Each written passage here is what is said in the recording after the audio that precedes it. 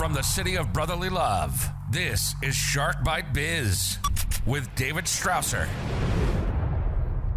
You just arrived to the newest episode of Shark Bite Biz. I'm your rock star wannabe host, David Strausser, and this is your place to learn how to grow a business during complete global chaos. Today, we're talking about online presence, an ever important topic, especially with everything that's going on right now. First, if you're watching on YouTube, super thanks. They are now available on this channel. All you got to do is, if you like the interview that you're watching, just hit that little super thanks button. I think it's a heart and a dollar sign or something like that. We'll get a couple bucks. It'll help support the channel, allows us to do all the magic that we're doing, because unfortunately it is not free to produce a podcast. Or if you don't want to give money through big tech, don't worry, we got you your back. We have the freshest coffee known on earth. We're talking about coffee that is roasted, sealed, and shipped within a 24-hour period directly to your doorstep. And if you use code SHARK, you're going to get 20% off of your order. All you got to do is head on over to deadhousecoffee.com. And just like with the super thanks, all the proceeds directly go to this show so that we can continue doing what we do. Back to today's show. Online SEO, social media presence is as important as ever. And this episode was recorded, probably 6 to 8 weeks ago, something like that. Fans of the show that normally watch most episodes know I had to kind of get 2 back surgeries and recover in the end of last year. So I had to kind of, record bulk episodes while I was doing that recovery. Plus, I had to move in the middle of all of that. So life, man, I'm telling you what, when it rains, it pours, but it's how you take that and how you deal with that rainstorm. I just got an umbrella and we're doing fine. But anyways, your online presence is as relevant and as important as ever. And we're having a major shakeup right now in the social media world with Mr. Elon Musk actually buying Twitter. You may love it, you may hate it, doesn't matter, because it is going to have a huge impact about how you market yourself and market your brand. So, who do we have today? None other than Mr. Jon Lightfoot. Jon Lightfoot is the founder and CEO of Strategic SEO Solutions, SSS. He has over 20 years of marketing experience in both brand side and agency side. Jon is an SEO expert with decades of experience in working with many SaaS brands, B2B enterprise firms, Fortune 500, and startups alike. He and his teams are hands-on in managing their clients' on-site technical SEO, as well as off-site SEO, CRO, and overachieving analytics. Additionally, Jon sits on the Customer Experience Advisory Board at the University of California, Irvine. So, without further delay, let's bring Mr. Jon Lightfoot right on in here. Reach your customer. Jon, welcome to Shark Bite Biz. You, my friend, you just became Shark Bait. Glad to be here. I don't think I would have ever been excited to be Shark Bait before. I am today. Thank you. Good. I should get you like a little shark cage. Like I was thinking of sending mini shark cages out to people, but it was just too expensive. So stayed away from it. But maybe someday eventually, or chum buckets or something like that. But anyways, we got a tradition on the show. Very first question. What are you doing? What's your experience? Where have you been? Tell us in a nutshell, what makes Jon Jon? Well, thank you. Well, first and foremost, I come from the Midwest, effectively from Michigan, but I've been in California for decades now, so it certainly feels like home these days. But I've got about 20 years of marketing experience, 17 of which I've been really a student of SEO, but I've been involved in full integrated marketing for agencies, for brands, things of that nature. Today, I'm the founder of Strategic SEO Solutions, and I live, breathe, eat, sleep SEO day in, day out. As well as in and out, right? And in and out too. It's funny. It's funny about the in and out because like we chatted. You can't make it the way they do, so I just leave that to the experts. Yeah. I the day they get in and out. I mean, I think if they were ever to get an in and out here in Philadelphia, that would probably be the only time I would ever wait in line, probably like 8 or 10 hours beforehand to be there on that first day. That's how bad I miss it. But, hopefully one day they figure it out. I know they don't like to go too far because they like the fresh meat and stuff like that. But, logistics is advancing. Maybe one day they'll figure it out how to get it coast to coast and keep it fresh. But yeah, definitely. So let's see, SEO, marketing, it's always one of those subjects, and it's probably one of our more frequent subjects on the show. A lot of people come on here and, they have their opinions about what SEO is. And, every expert I get, I ask the same question too, because I get a different definition for each person. So explain to us, what is your definition of SEO? Yeah, thank you. SEO is, of course, the acronym for search engine optimization. And truly, it is just that. It is the effort of optimizing a website so that it can have a more definitive presence within organic search. If people visit Google, for example, and they perform a search, we all know about the ads at the top, and that's completely different. That's a paid segmentation.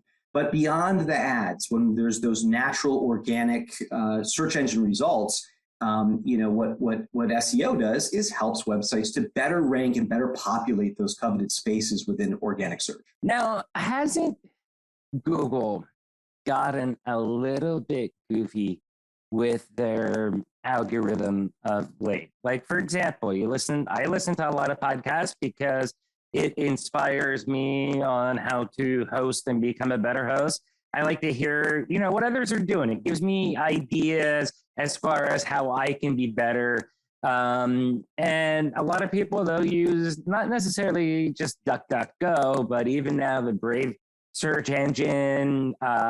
They'll use alternatives that aren't Google because they feel that the SEO that they're pulling up is more accurate than whatever spin Google's putting on their algorithm. And that doesn't just follow with politics either. For example, I just got a brand new, beautiful laptop for this podcast.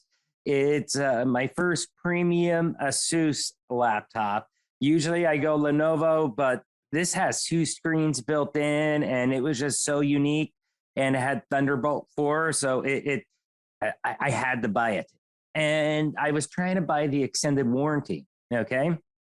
Searching for that on Google was hell. It was one of the worst experiences I've ever had. I could not find the link. I found the link to Asus Premium Care, but I couldn't find the link as far as actually buying the product, and Asus's website needs some work itself. Now, I Googled it. I don't remember if it was through the Brave search engine or if I Googled it on DuckDuckGo, but I put the same exact words in, and with that, I ended up getting the link right away. I think it was the first or second result as far as the exact warranty that I have to purchase. Yeah, it's interesting because you're right. Each of these search engines kind of has their own algorithm. And it's true, Google really has been making a lot of modifications to their algos. In fact, I think the last 6 months of 2021, I saw more shifts in the algos than I had in probably 2 years combined previously. There's just so much happening in that space. They're constantly trying to get it right. And I think the thing is with Google, if you ask them, they're all about user experience. What you just spoke to would be a horror story for the Google executives, right? They pride themselves on, if you have a query, they can help you get most directly to that solution or the information that you need. And so that they are always changing their algos. For search engine optimization, if you're studying this and you have a sense of where those algos are pointing and what is most definitively important, you can position the website to rank in light of that. So I guess to answer your question, for the most part, I feel like Google does get it right, but depending on SEO and how it's harnessed, it's true. Sometimes you can kind of game the system a bit and move sites to the top that maybe aren't as thematically relevant. Google does their best to also catch that in due course. And that's why, here's the interesting part of it. If you are doing SEO to finesse yourself into a position where you really shouldn't be, and the thematic contextual nature is weak at best, what's going to happen is one of two things. Either A, your click-through rate is going to be low because people are going to look and think, well, that's not really what I want. So Google's really watching constantly that if you do rank, the people are not clicking through, maybe that there's something there that isn't appropriate in the relationship to the query, and eventually you'll start to atrophy.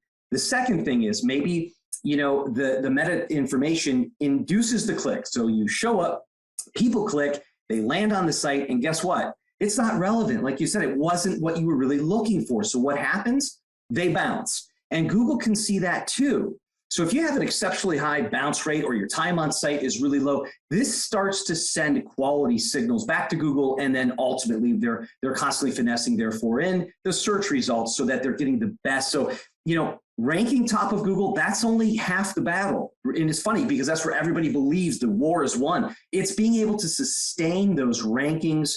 That's really, and that's where the on-site optimization is important. Sustain the rankings is something interesting because I've had this conversation a few times with some marketing SEO people. So I'm not going to repeat the whole story. Avid listeners of the show have probably already heard it.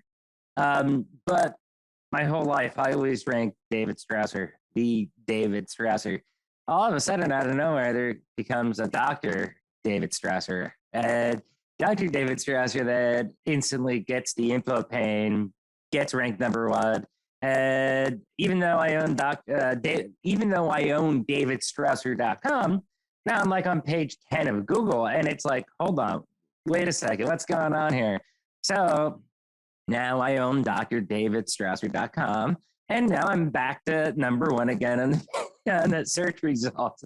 No, it was a little bit more than that. I have to do a lot of SEO work, a lot of tweaking. I mean, I started writing for Forbes, and the podcast has been picking up. So you combine that with the individual SEO efforts that I did, and that really ended up helping us out a lot. Yeah, it's so I love what you just said. I mean, there's a lot to that. And one element that I think is very critical is, I feel like lately, more often than not, I've been saying building authority builds brands.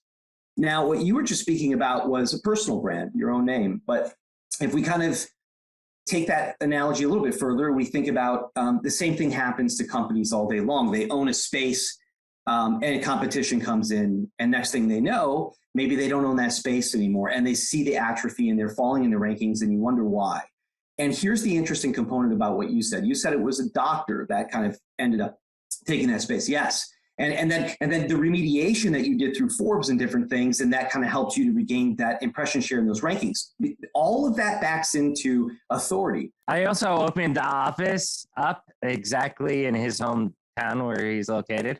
So I have a business office in Woodland Hills, Texas now as well, too. It's listed on my website. So that also helped me. I don't know if that's considered cheating, but it helped me. But exactly. But I think here's the interesting component. It's like, if you open an office, and so now the geo segmentation matches up, there's no doubt there's an influence and a nudge in the right direction. That's an appropriate tactic in that sense. And so, but what really is going to start moving pretty these sneaky. Needles, it's a little sneaky. I thought that was pretty sneaky, but it's a little sneaky. I got to protect my brand and my identity. And this is just like a regular doctor that works at a hospital. It's not like he's out there purposefully trying to do brand recognition or out there on podcasts, interview, just regular doctor in the hospital that, started getting picked up by things like the healthgrades.com sites and stuff like that. And that's why they outranked him over me, which I thought was very unfair, because up until those sites picked him up as a doctor, I absolutely owned that domain 100%. Yeah, and I think that is a clear dotted line back to the epicenter for Google these days, which is trust and authority having that capital A. In other words, they're looking for the EAT within their algorithm, which is this expertise, authority, and trust. And brands are up against this all day long too. And so so here's the interesting thing. We can tell Google all day long, and the other search engines too, who we are, what we do, where we matter, and why. And that's a great start. The other part of it, however, is, that's us in a singular communication outward. It's when the outward communication pointing back matches what we're saying, that real synergy in a concert happens where first Google hears us and then they begin to believe us. It's when other sources are talking about you in the same way you speak about yourself. They're looking for that expertise. They're looking for authority. And doctors, well, as you said, they naturally have it because they're naturally bubbling up in journals and different places where that authority happens. And for brands, it can be very, very similar, like you spoke to. You can get into Forbes councils. You can drop PR. You can have podcasts and get digital press. And so it begins to build thought leadership and trust. And that authority is extremely critical in the search ranking. I spend about $250 a year on .com name renewals just on different variations of my own name. How crazy is that? But I think it's worth the investment because it's protecting my identity. And truth be told, I'm not a doctor today, but I'm 38. Eventually I would like to go for a doctorate in some sort of business or continue. I have a degree in information sciences and technology. So eventually I would like to carry on that path, and who knows, maybe in my 40s, I'll end up saying, hey, okay, let me study for that doctorate. And I am reserving the right for that. And, it's not like it's a far stretch. Like I'm just taking it because the other doctor got it, but it's something that I've always said that, hey, I went to college late. So I've always said it. If I go to college, I'm going to go all the way through and become a doctorate. Now, the way that student debt works, there's a limit with that. So I had to kind of stop and slow down for a little bit. But eventually, I hope to pick that back up once that gets paid off. Yeah, that makes perfect sense. I agree with you in protecting the brandability and just our names. And like you said, our identity. And I do think that there are a multitude of different domain names that help us to do that. Sometimes, frankly, even typo domain names, if our names are hard to pronounce or there's some things like that. That's surprising you said typo domain name. So I think it is insane when I have my fingers on the wrong place in the keyboard and I type something out to search in Google and it says, did you mean? And it brings up like the whole phrase the way that it was supposed to be. That is crazy. Yeah, it really is. And actually that's a very strong tactic in performing keyword research. Like if you're really trying to ideate, it could be domain name, sure. But even just the different queries that you might want to rank for or have some visibility in, just starting to type that query into search and seeing what they're suggesting, that really gives you kind of this lens around what are other people searching for in that vein. And to your, it could be some of it typo, sure, and other just semantic related terms. But I was going to mention like when my son was first, well, I think his mom was maybe 3 months along, and we chose what name we would give him when he was born. I immediately went and bought the domain name. Like he wasn't even on the earth yet. That was going to be one of my next questions. Do you believe that everybody should own their own domain name? I think in a perfect world, we could, and should. I don't think it's very possible in today's world, though. I think they're mostly taken. It's funny how many people literally just squat on people's names because they know that there's a value to that. I'm not saying that having your name as a domain name means that you will own, and you know this, the top rankings in search. I'm not saying that, but I am saying, which you mentioned too, it protects our identity to a degree. It allows us to have that. And even just an email communication, to have it come from you at your name, I think there's so much value to these things. Or as we transcend through life, and maybe we want to have our CV and resume. I have my own website with my name, but really I did it, like you said, for personal brandability, but also, identity. And so when I send emails, technically I can email from jonlightfoot.com, so I think there's a lot of value to it. And so, yeah. So another topic we started to scratch the surface on was just kind of the domain authority link building. Why don't you give us some of the do's and don'ts, so that way, we can kind of properly craft domain authority and, and separate the junk domain authority, versus legit domain authority. Absolutely. Thank you. I think for domain authority, so many of us are caught up in what's referred to as the DA, which is domain authority, but we speak to it as DA because it has a metric attached to it. The domain authority could be anywhere from 0 to 100. And oftentimes we kind of get stuck around, my domain authority, it should be at least 50, should be at least 60. People kind of just pick numbers and feel good about it. And it's true though. The higher you increase your domain authority, frankly, the better it's going to help you rank within your coveted keywords and impression share and things. But there's more to it than that, like what you just asked about. I mean, the first segment behind this is DA, domain authority, is just one metric. And it's not the only one. In fact, a lot of websites artificially inflate that. So if you obtain a link and say, great news, I got a DA 62, well, that's a start. But before you put the link on that DA 62, there's a lot to think through, right? What should somebody shoot for to have for their domain authority? I mean, what is the ideal number? Well, that's a fantastic question. So, it comes down to your industry. It comes down to your competitors.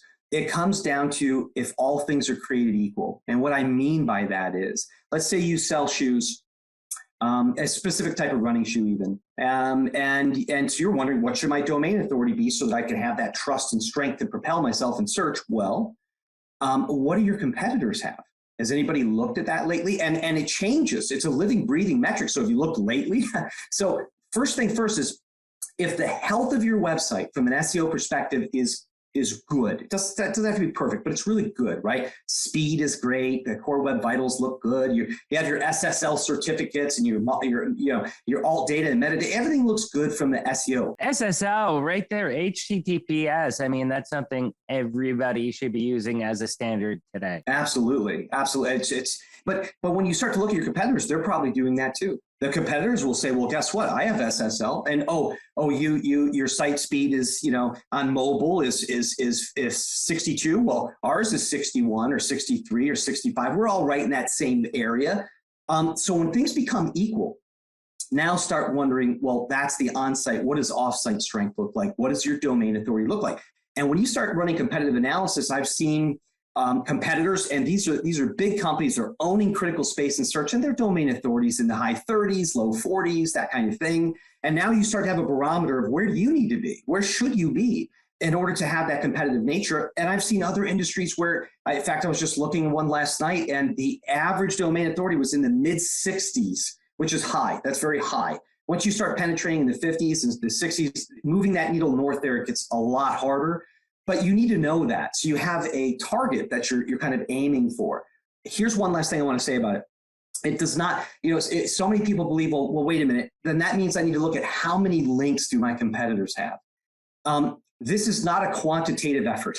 This is a qualitative effort. And that's the first thing I think everybody should know. This isn't about, well, my competitors have 10,412. I need 10,413. It isn't that at all. It's about the quality of the links that you have. And that's why I say, look beyond the DA. There's a metric called the PA, which is the page authority. That's important too, right? But there's also so much more. You've got to look at the spam score of every site you're thinking about. If the spam score is above 10%, I wouldn't touch it. Frankly, if it's above 5%, I really don't touch it. It should be around 1 to 2 to 3%, that kind of thing. What's the age of the site? What's the Moz trust? What's the citation flow, trust flow? There's so many other about before you just put your link on the site because it has a high D. Right. Understood. So what about digital PR, and how can you leverage media then to boast your SEO, your DA, your PA, and every other A out there? So what you do is you have to have cohesion. You have to have some type of, let's just call it a keyword strategy.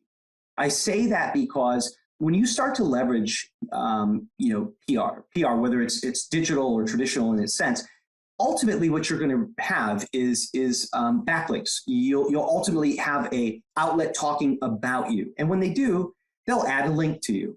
And so that's the first component, is just doing the outreach editorially, journalistically, even in a notion of podcasts. Ultimately, the idea here is that the show, the episode, will have a link back to your website. And that really helps, but it helps with something more. It helps with thought leadership. And it also helps with that EAT algorithm that we talked about. When Google sees that you are being talked to and or about, or you are talking with the press and it's being quoted or shared, that trust flow is strong. So, but you can also often ask podcast hosts or the journalists or PR outlets, when you link to me from these specific words and to this specific page of my site. And that's a little bit more strategic, but now you start to have, you're behind the wheel driving forward a little bit more, which keywords you want that are talking about you, where you have that impression shares. Okay, makes good sense. So one of the points that you had given me beforehand was FAQ versus SAQ. What is SAQ, and explain what you mean about that whole topic, please? Yeah, there's, because I'm on the side of working with a lot of different companies. I hear a lot of companies ask the same frequently asked questions, hence the FAQ, it's frequently asked, right? And so people ask me the same questions over a lot, and that's okay. I mean, they're logical to their investigation of how do you harness SEO and how do you grow as a company. But I said the SAQ because FAQ is frequently asked questions, and I believe SAQ to be kind of that should ask questions. So they often ask this, but they should be asking that, because I think that gets them a better answer to help solve their problems or their growth strategies. That's a very interesting way to look at that. And as you said that, I mean, a million things just went off in my head, as far as even with my day job for a website, Vision 33, instead of an FAQ, what about an SAQ? Like these are the questions you actually should be asking. Though you're probably asking these, this is what you should be asking. Yes. And I think what's nice about it too, is it helps. It really helps. But in addition to that, I think everybody kind of gets into the same lane. You're able to see a clearer path to success. So I do think it's important to understand the frequently asked questions, but people don't know what they don't know. So what should they be asking? And that's what I've been ideating a bit more lately. Right. Understood. Hey, Jon, this has been a great interview.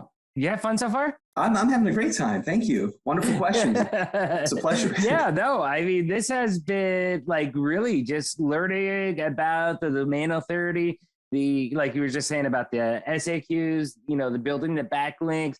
I think you've given a lot of people a ton of things to think about in a new light, because it is such a competitive world out there right now to rank on any type of website, on Google, trying to get on the top page.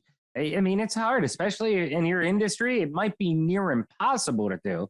Not impossible, but near impossible, where it's, going to take you more than 30 days. It's probably going to take you more than 6 months to build that up. Wouldn't you say, for most people? Yeah, I do. I mean, people ask all the time, what is the standard kind of horizon timeline? And frankly, you're right. Regardless of your industry, there's competition. It's a competitive space. And I think, oftentimes I talk about paid search as kind of that sprint, but organic search, SEO, is the marathon. And so it is. It's often a 6 to 9 month horizon, I think, before there's some celebratory KPIs that everybody's hitting, but then you go on from there. It's the long game. And sometimes you're even, you compete against yourself. So again, using me as an example, I have Shark Bite Biz. I have everything I do with my day job at Vision 33. I have my own personal brand with my consulting. I have our coffee company of That House Coffee. I have, the notary business. And it's like, oh my God, how do I get these to rank the way that I want them to rank when you search for David Strausser? And that in and of itself is also a battle too, because I also have a preference of what I'd like people to see first. Do you get what I'm saying? Does that make sense? Yes. I see it in a lot of ways. What you just spoke to too, which is kind of this brand ambiguity. There's not any clear delineating lines because you have so many things happening in that space. And then also what can happen for a lot of brands is this cannibalization. We're literally, like you said, they're working against themselves because certain pages are starting to rank for a particular keyword. And then they put up another blog about a similar topic and that starts to rank for the same keyword. And now they're competing against themselves. It's so important to have very clear silos to the content so that they each support each other, definitely, but also am able to stand on their own in a way of strength. But the more that you have tied back, the more ambiguous that becomes. Yeah. So one final question here. Okay. How often do you actually Google your own name to see what's out there? In full transparency, for me in particular, I rarely look. It's one of those things. What do they say? It's like the hairdresser typically has messy hair, or the house painter's house is usually unpainted. I'm so busy looking at everybody else. I rarely peek back at myself. Jon Lightfoot is apparently a very famous painter. Like, he's an artist. This other Jon Lightfoot, and so his stuff's everywhere. And and so he's up there, and I guess I'm up there too with some certain things. But I never really put too much emphasis on it. I guess I spend far more time these days thinking about the strategic SEO solutions narrative to all of that. But I guess I'm just always so focused on the brands that I steward that I rarely look back at myself. Yeah, I thought for the final question I'd throw you a little bit of a curveball there. But John, hey, this has been awesome. I've had fun. We've learned a ton from you, obviously. How can people digitally stalk you online? Yeah, really the best way is just to visit our website. It's strategicseo-solutions.com. In fact, I even baked my Calendly right in there. So if people are willing to, if they visit there, they're welcome to reach out and just schedule some time. Either myself or people on the team, we're happy to chat about this anytime. We love it. It's our passion. Perfect. Hey, John, thank you so much for coming on, sharing your knowledge. Had a great time, learned a lot, and looking forward to getting you back on here sometime in the future. Would love to. Thank you so much. Really appreciate it. Yeah, thank you. Cheers. Wow, that was an awesome video with John, right? An awesome interview, I guess I should say. But first, you all know the routine. If you found this interview helpful, if it gave you the warm and fuzzies, do me a favor, hit that like button, smash that subscribe button. But if you really want to help us out, please do us a favor, share us out to your friends. Shark Bite Biz is the greatest kept secret in the world of small business. So please share us out to your friends, your colleagues, your family, anywhere you dwell on the interwebs. Facebook, LinkedIn, Twitter, Mind, Rumble, Odyssey, wherever you're at, we want to be at. I'd love to see nothing more than SSS and Jon Lightfoot out there trending. So now let's get back to our rockstar guest, Mr. Jon Lightfoot. Social media is going down an uncertain path right now. As mentioned in the intro, Elon is buying Twitter. Facebook has changed to Meta with a focus on the metaverse. Heck, companies are buying even digital real estate in games like Roblox. Nike comes to mind. I think they just bought some kind of insane amount inside of Roblox to have a digital store where players can work and stuff like that. I'm not sure how it works. My kids are into it. But that's really where you got to look at that 80-20 rule. how many of your customers are actually in the metaverse or buy through social media?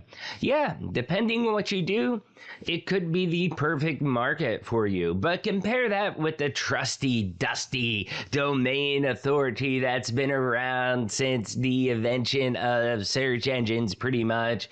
And that's what kind of Jon was speaking about. Ways to boost your domain authority so that when people search for things on Google, things that they want to buy, but maybe they don't know what it is exactly. They just don't know the exact words to put in to pull up exactly what they want, but they do have a couple of the correct keywords, okay? That's where that coveted, first page ranking through things like domain authority and proper SEO come into play, because then if you offer the solution to their problem, guess what? They're going to be able to find you. This whole world started shifting with COVID, and now that we're at the endemic, quote unquote, supposedly, okay, taking a look at how you build your domain authority is more critical than ever at this point in time. Awesome stuff, Jon. Thanks for coming on and sharing about the mission that you're doing with helping small businesses grow their digital presence. Really love your story. Thank you so much again for coming on. Question of the day. Give us your thoughts on SEO and domain authority versus social media. I'd love to hear what you all think. Leave a comment down below on the video or the audio podcast. Do you want to be on the show? We are going to be starting a live stream. In fact, we'll probably be doing a test run with a Shark Bite Biz live episode coming up soon. And then from there, we'll be launching a brand new show that will be with Odata Pine, who was on the show, I think last season. And, send those interview requests in, because we're going to be doing live interviews. It's going to be a lot of fun. Remember, if you're watching on YouTube, hit that little join button or the super thanks button. Give us a couple bucks to help us keep doing what we're doing. Or, like I said before, head on over to deadhousecoffee.com. Get the freshest coffee known on earth delivered to your doorstep. Just make sure you use the code SHARK. You'll get your 20% off. We'll get the proceeds. You all know this by now, but I'm David Strasser. This is Shark Bite Biz. We'll see you all next episode. Ciao.